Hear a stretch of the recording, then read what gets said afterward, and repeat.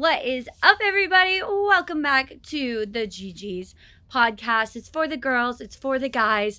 Today we have another solo episode. Sadly, Oz is stuck adulting. He's getting a real kick and handle for what it's like post-grad, to just not have time for anything, any extracurriculars, anything fun, any hobbies. They just don't exist right when you get out of college.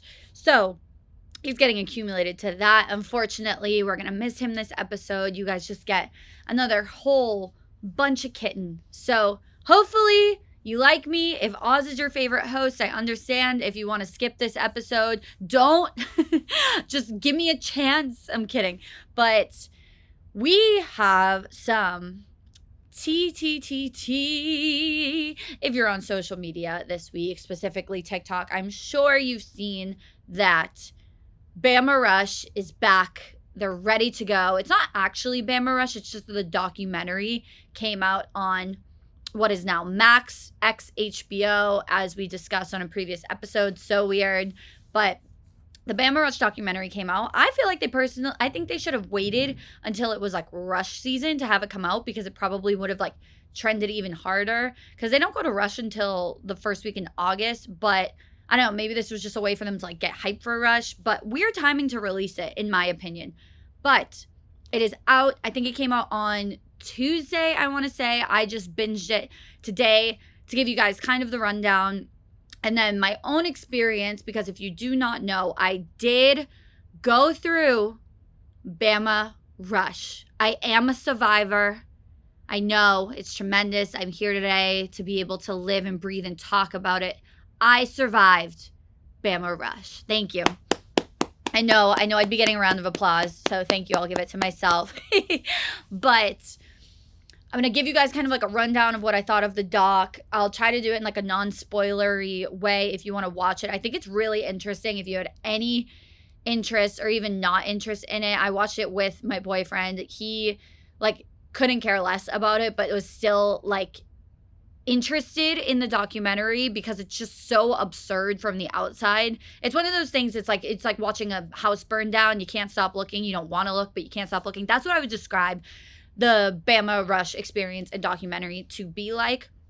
So that's going to be, I would say, the majority chunk of this episode. It's definitely going to be a minier episode than usual, which is fine. At least you're getting it. I've had crazy last week. I don't even know how to like describe it, but I'm just living so day to day lately. I think now it's finally calmed down a bit, but like the last 3 trips that I went on in the last 3 weeks, I didn't know I was going on until like 48 hours in advance. I had a plane booked. So now hopefully we'll get a little bit more back into a routine, back into the typical content that you guys come for. But I'm still going to deliver today. We're still going to get into it. I just wanted to let you know, sorry, life has been crazy lately and roller coaster, the highest highs ever, the lowest lows ever. And I didn't want to miss a week, but just wanted to let you know that personal life has been wild lately. And that's probably why I'm just not as consistent as usual. But we're going to get back on it. We're going to have some more sense of security. I know I'm here. I don't know. I think I'm here in Massachusetts like the next month. So hopefully everything will be good for the next month or so. We will say that. So we'll go over Bama Rush, maybe some what's hot, maybe some who's who, what, shebang, what, who, what, when, where, why, how. But let's go over Bama Rush. Let's go over my experience with Bama Rush. And you guys can be the judge of if you think you would be able to survive it, because not a lot of people do. I don't even think I survived it because I didn't last very long. But anywho, this director comes out with this movie, Bama Rush. It basically just follows the story of, I would say, about 4 different girls incoming. I think 2 are incoming freshmen, 2 are freshmen at Bama who are going to rush as sophomores, and just covers like their background, their life, why they want to join the sorority, what it's like to get ready for Rush, all that. They talk about the influence that TikTok had on Bama Rush. One of the girls literally says, to be honest, I don't think I would be going to Alabama had it not blown up on TikTok last year, which is just crazy because when I was at Bama, which I think was 4 years ago now, maybe 5 years ago now, we could not post anything about Rush. And now it's like they have to post. Like, it's probably a requirement in the sorority. Like, you have to post on TikTok about Rush like 2 times a day during Rush, the week leading up to Rush. Like, I think it's called like prep week or whatever. It's probably a requirement now. Now they have like a chair in the house that runs the TikTok page. And when I was going through it, you weren't supposed to post it at all. So nobody on the outside like had any idea that this was even going on, which is crazy because it's like your whole entire life when you're going through it. So obviously, so many people were blowing up because of Bama Rush Talk. I personally had Kylan Darnell on my For You page. She was like Miss Ohio teen the last year. I feel like Kylan had the opportunity to be Alex Earl before Alex Earl was a thing. And I feel like she just didn't go all the way. Like, she was so close and she got like 500K followers in a week. And I feel like she could have reached that potential the way that she was exploding, but then it just kind of like flatlined. But anyways, that's who was on my For You page. There were a couple other girls that were blowing up. One was like Miss Dolly Parton wannabe 2.0, a girl named Gracie, bunch of girls. So they were all blowing up on TikTok. These girls are like, okay, let's go through Rush. Follows the journey of them going through Rush and kind of just like the background of Greek life at Alabama. It's kind of everything there. Like, everything, even if you're not in it, a lot of the things that you do are shaped by Greek life. Like, homecoming is totally shaped by Greek life. All of the parties and swaps are all Greek life. Every single Friday night during football season, there's band parties at the fraternities. You don't need to be in a sorority to go. But typically, if you're a guy, you can't go to a band party that's not your fraternity. So if you're not in that fraternity or you're not in a fraternity at all, you can't go to that band party. If you're a girl, it doesn't really matter. It doesn't matter what sorority you're in. It doesn't matter if you're in one or not. Like, you can usually just show up and get in, no problem, which we love for our girls. Finally, some inequality the other way. Woohoo! So, I went to, or should we stay on the documentary? We'll stay on the documentary a little longer and then I can tell my story. But, so that's kind of it. About halfway, this is what I thought was really interesting about it. About like halfway through, right when they finally get to Rush Week, one of their girls stops wanting to film with them. And that is because Greek life, whoever it was saying, if you are taking part in this documentary, you're going to be blacklisted, which means every single sorority is going to write you off and not take you. They're not going to offer you bids. Like, you're going to get dropped from every single house. Do not do this documentary. It was not known at the time specifically which girls were participating in this documentary. And I also think that the subjects in the documentary didn't know essentially the vibe that the documentary was going to be. It definitely came across the trailer as it being like an expose. I don't think it was really like portrayed in a negative light. It was more in like a creepy light, which I think is very accurate because it's very, very cult-like. But I don't think the girls knew that it was going to be like a negative tone towards it. So that's why they agreed to do it. And then right when this girl finds out that it could negatively impact her experience rushing, she says, I'm quitting the documentary, no more footage of me. And then that's the last time we see her in the doc, which I think is very interesting. Now, let me also note that I don't like judging a book by its cover. I really don't. But this kind of sums up Greek life in Alabama as a whole. Every single time they brought someone on the screen, whether it was the incoming freshmen, the girls that were already freshmen, members of sororities, current members of sororities, or alum, every single time they showed them on the screen, they had about one sentence and then their name card would pop up with what sorority they were in. Every single time I was able to correctly guess the house that they were in before that card came up. So take that with what you will, but I will say I feel like that exemplifies that sororities do kind of have a traditional face of the sorority and look and vibe and feel and personality. I literally haven't been to that school in 5 years and I still was able, off of one sentence of each of these girls or just off the way that they look, know what sorority that they were in. So that's crazy. There was one that I got wrong, which was the girl that stopped participating in it because I just assumed from knowing the culture that one of the top houses would not accept a girl that was participating in this documentary. So I think they found out that she was participating in it and gave her a note like, we're going to drop you if you don't stop doing this. Or they didn't know that she was doing it and she found out she could get dropped. So that's why she stopped doing the documentary. She was the only one I guessed incorrectly because she literally ended up getting into the top house at Alabama. And I was just like, there's no way any of these girls are going to get in if the school knows that they're doing this documentary. So I actually, after saying that, I don't think that they knew she was doing it, but she realized that she would get dropped if they knew she was doing it. So she dipped out. Everybody else, it's just like there's such a stereotype with it. Like you can just tell. So that's very interesting. That's you have to experience it, to know the girls, to know the vibes. It's also very funny to me that Greek life all across colleges, every single chapter is different. So what is the top house at one school could be the bottom house at another school and vice versa. And I think that like Phi Mu is the top house at Alabama, and a lot of other schools it's considered the bottom house. There's so many different ways that you can rank it. I think typically it's ranked by the boys, but at Bama, there is what is called old row and new row. And old row are the Greek houses that have been there longer and were like the first houses to go on campus and traditionally take Alabama and Southern members more than they take out-of-state students. And then the new row houses are newer houses that traditionally take out-of-state students more.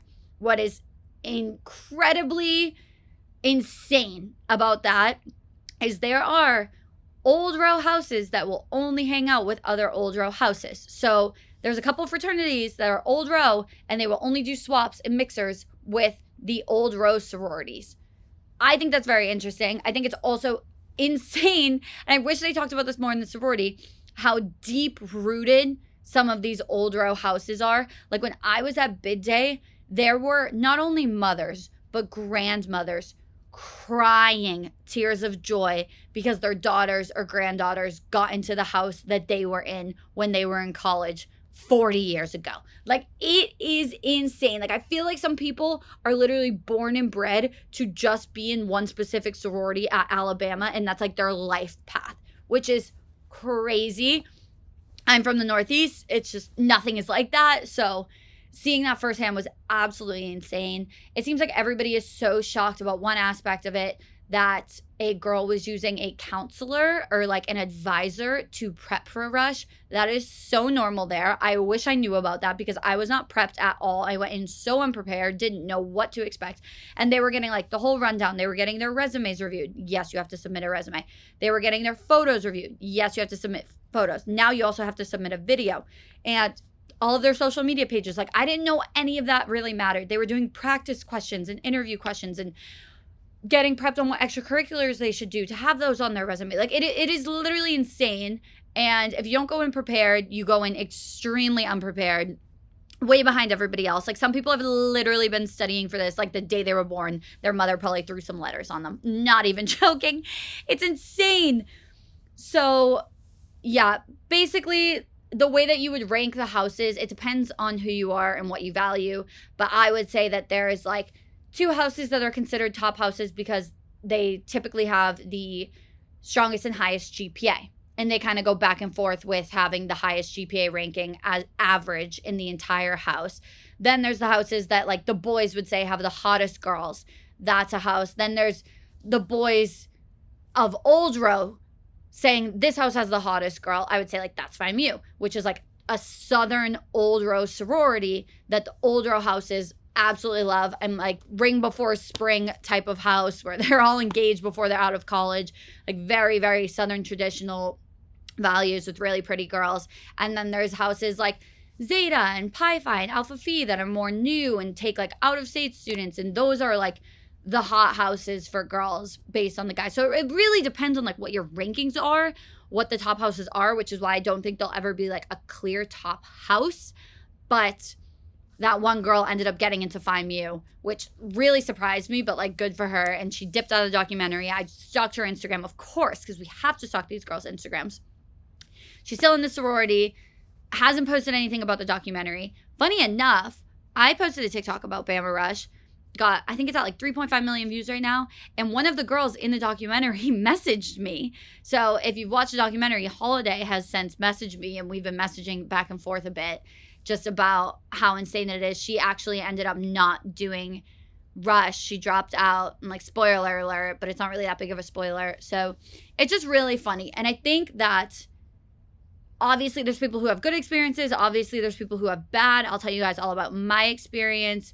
But I think that even online, people are trying to convince you to not watch the documentary and saying that it stinks because they don't want you to watch the documentary and like learn about it and be like, this is so weird. Like, this is so messed up. I actually didn't think it was bad. I thought it did like as good as a job as it could following this topic that is so traditionally like boxed up and covered up and wrapped in bubble wrap, and like, if you know not to say anything.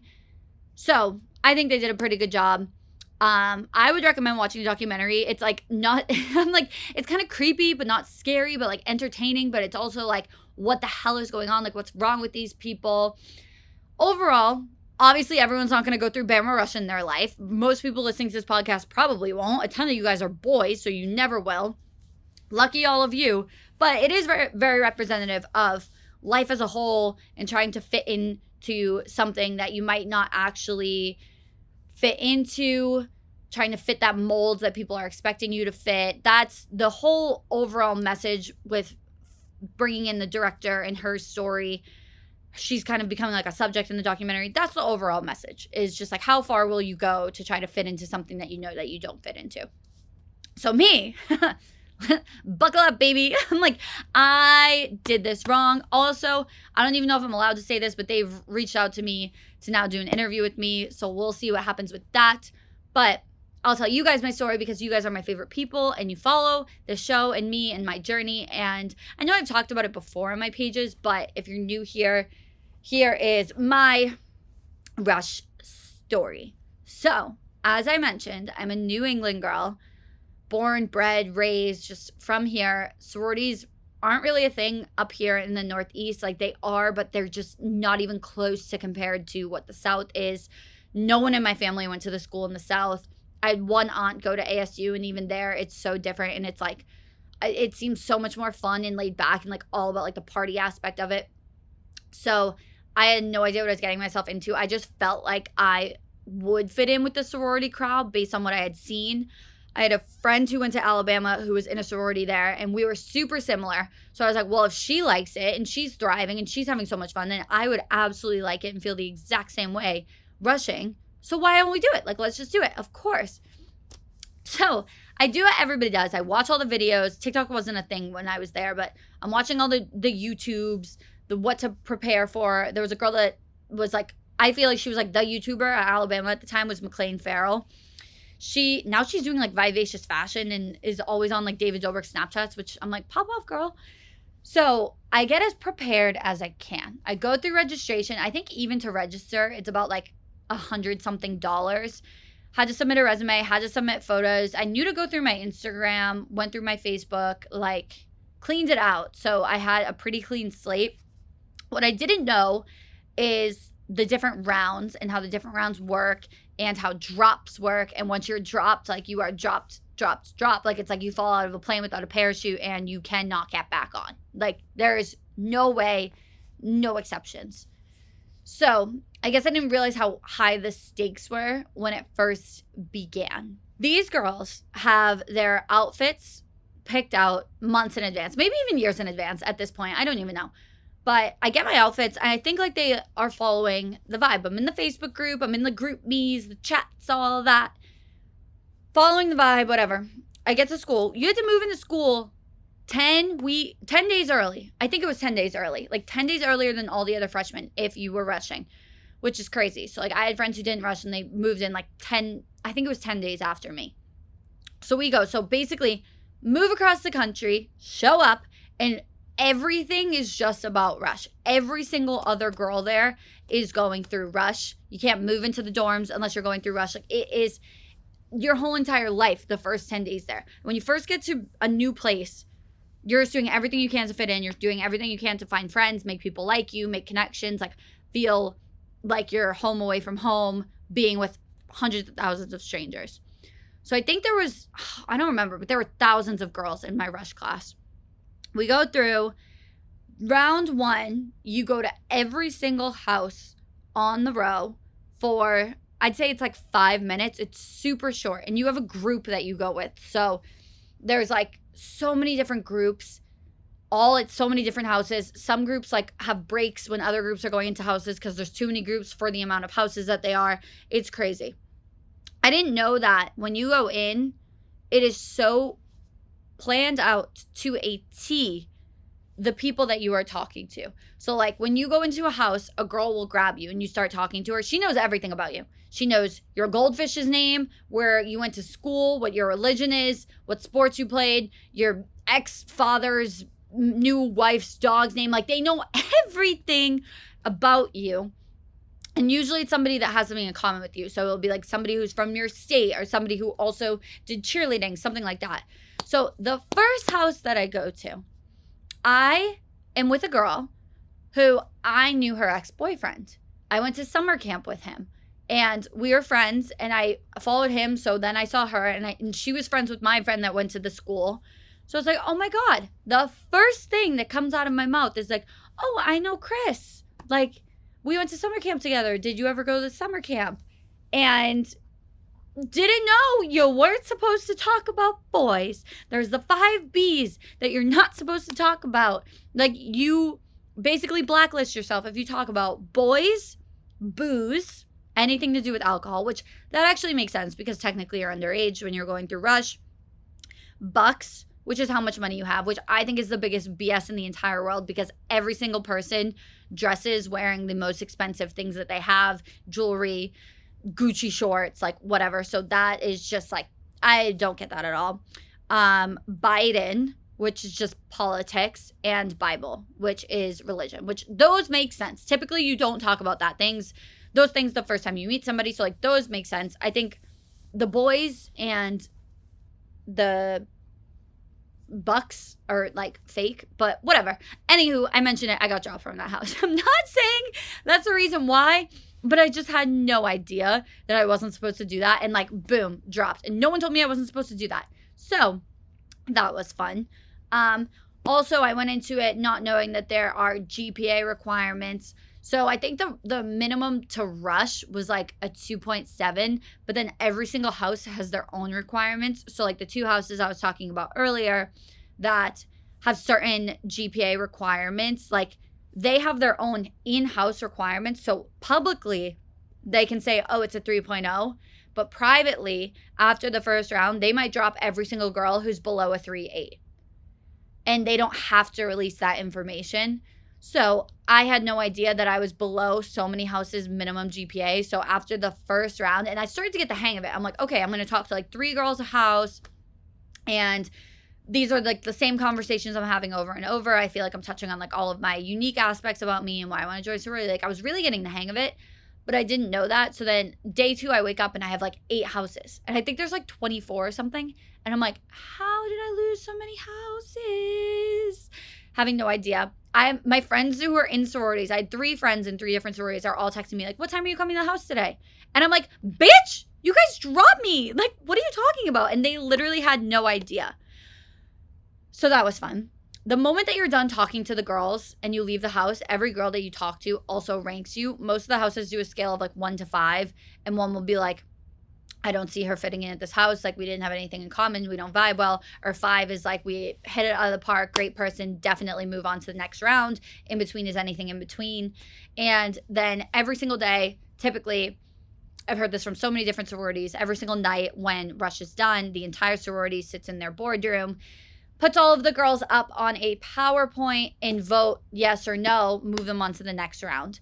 I don't know if that is just for preference, which is the last round. If it's yes or no, give them a bid or not. And like if everybody doesn't agree on somebody, other people, like if you disagree with the rest of the sorority, you have to like stand up and plead your case on why you do or don't think that they should be in the sorority. It's freaking crazy. So that's what we're going through. Round 2 is like a little bit shorter, and then 3 is a little bit shorter, yada, yada, yada. We get into the house. Run home on bid day, like you get your bid, you run home and you're meeting all these new people and immediately start drinking. Immediately we have parties and then they send you away on like a retreat with all the new members. I don't even remember what we did. But then poof, you're in it. You get a bunch of new followers, and then you get rules. So some of our rules as new members were no dancing on elevated surfaces, which basically means if you're at a party, don't get on a table, don't get on the stage, don't get on a couch. You stay on the ground. You know your worth. You know your level in society. I don't know. Number 2, we couldn't post pictures not smiling. Kind of weird. Like, why can't we serve face? I don't know. No going out to the bars, which you're probably like, yeah, you're a freshman. That makes sense. The bars were 18 plus there, so you could go to the bars. And I was like, I thought we were all going to go to parties. But then we could go to the bars when it was a date party. Very misleading.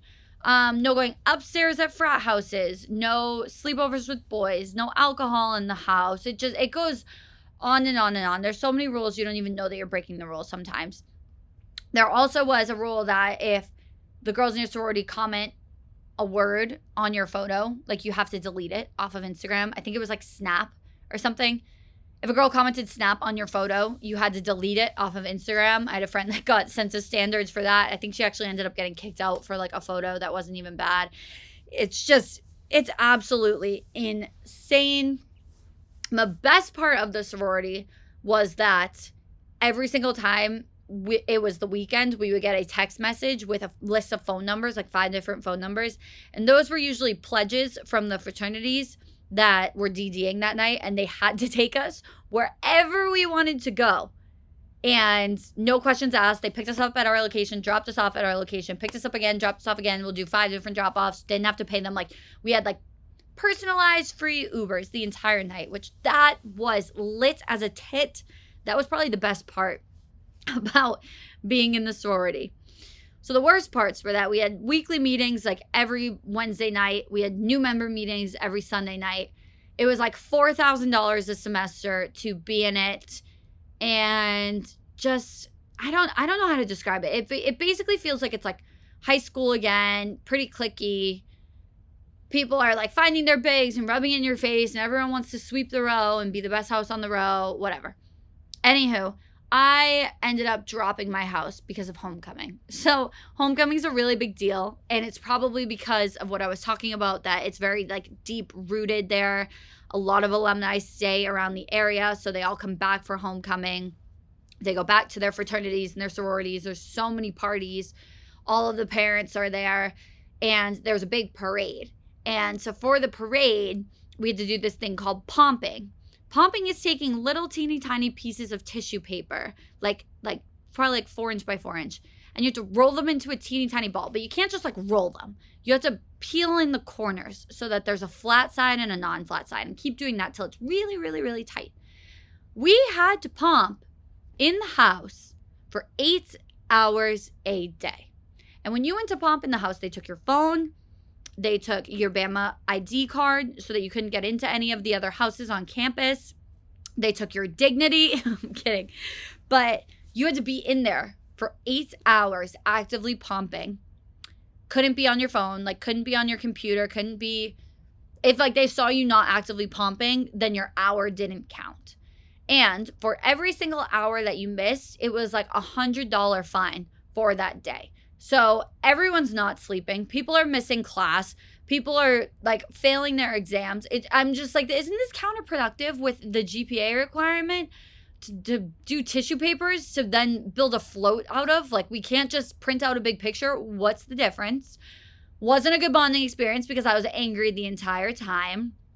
And a couple of days into pumping, I get a crazy phone call out of nowhere that I hope nobody ever has to get. That is, Dad has cancer. He has to have a huge surgery across the country in 48 hours. Like, you need to come home. I'm just like, oh my God, world is rocked. What is going on? Like, this is crazy.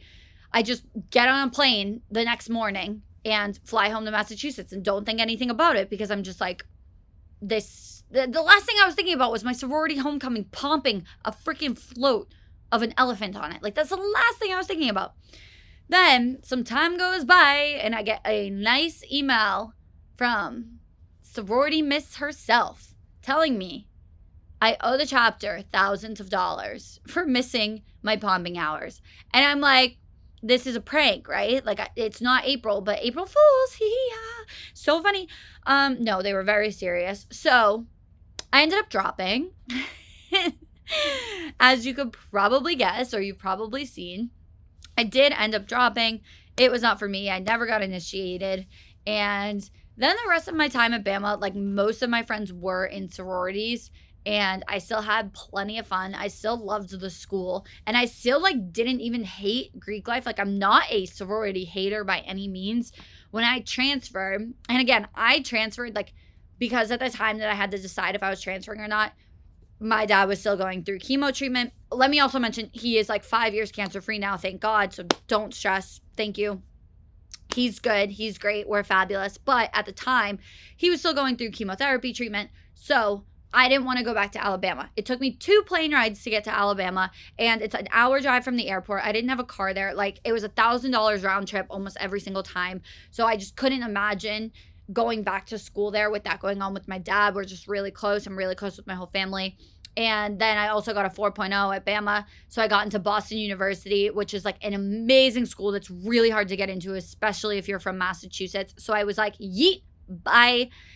But I did love Bama. I went back and visited my friends their senior year. Like, it was so much fun. But the sorority life was just not for me. I wish I got into like a different house and maybe it would have been different. But like, also like at like Big Little reveal, like my big didn't even show up, which is just like crazy. Like, I just had like the worst experience. And I'm happy for people that do have good experiences, because I know so many people that have good experiences. And when I went to BU, I was essentially in a sorority at BU. I couldn't do Rush because of my job while I was there. I missed Rush. And Rush was only 2 days at BU. So I missed the 2 days. I was away for work. So I didn't get to Rush, but my best friend was the president, and it was so chill there that like I got to go to their formal and bring my own boyfriend as a date. Like, didn't have to go to chapter. I literally went to all of their parties, all of their swaps, all of their mixers, everything. And like, I had so much fun, and all of my friends were in that sorority. So I know you can have a good experience. I just personally did not. And I'll stick to it, and I'm happy for the people that did have good experiences. It honestly has created a little bit of tension with me, with girls that I was friends with that did go there. Like, they're like mad at me for talking about having a good experience. And I'm like, the whole point of this sorority is to have sisters and be a family and have a support system. And I'm like, they offered me quite literally not only no support, they tried to charge me while I was going through like the most sad, traumatic, stressful experience of my entire life. Like, why the hell would I want to be a part of that? It just makes no sense. And people are like in my DMs and comments like, oh my God, like, I had a good experience. Like, don't shit on it just because you didn't. And I'm like, I'm not trying to make you sound like a bad person. I've never said which house it was, because I don't want to give everybody a bad rep for 4 people who sucked, who aren't even there anymore. Like, I'm really happy for you. I'm just wanted to give my own perspective from the inside out. Some of the things that I've mentioned on my TikTok that were just like funny to me were like, during Rush, houses would pick the girls with the nicest cars and let them park at the house for the week. So there was one house that had a G-Wagon and a Range Rover parked out front all of Rush week. And then the rest of the year, I didn't see them parked there again, which was so funny to me. To get initiated, you have to take like this crazy test. So you have to remember so many like random facts about the sorority, like who, like the like founding members and year it was born. And just like so many random facts about it. Your like color, your mascot, your light in our bond, whatever that is. What else about it is just like, I don't know. It's crazy that like I feel like it hasn't changed at all. I know like alumni also help pick the girls that get bids. A lot of dirty rushing goes on, which basically means that during Rush Week, you're not supposed to like talk to the girls outside of the houses. But I've had so many friends and myself get messages from girls during Rush Week when we weren't supposed to be, and it was like, delete these messages, yitty yitty. But yeah, it's like $4,000 a month if you don't live in the house. if you live in the house, there's all these crazy rules like no alcohol, no boys sleeping over, you can't be on the first floor with your hair wet, like no smoking a cigar without your legs being crossed. I don't know. I don't smoke cigars, so that one I guess didn't really apply to me. Maybe vaping is the same now. And yeah, that's kind of what I would describe as the Bama Rush rundown. I wish the documentary got to I wish they got someone who would get into like a top house and do like an expose from the inside out, because that's when it really gets twisted, is once you're actually in like the executive board's rules and stuff. But they'll never be able to get that. No one will ever give permission for that, because it would just be like a bad look. But it's so funny to think about all of this and then think on the other side, fraternities just have it so completely different, and they just go to parties to get bids, and they still to this day haze the shit out of the fraternity pledges at Bama. I don't know how they still do it with everything going on nowadays. It's so wrong, but it goes on.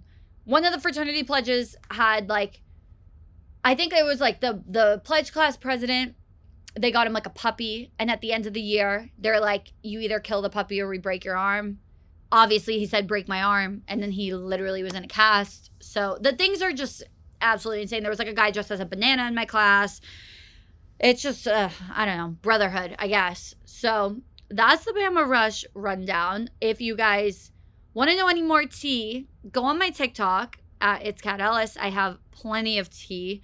While you're on TikTok, I'm like, go and comment on Oz's stuff and just be like, Oz, stop bailing. Just say that and don't even say anything else. I'm like, it'll be an inside joke with us.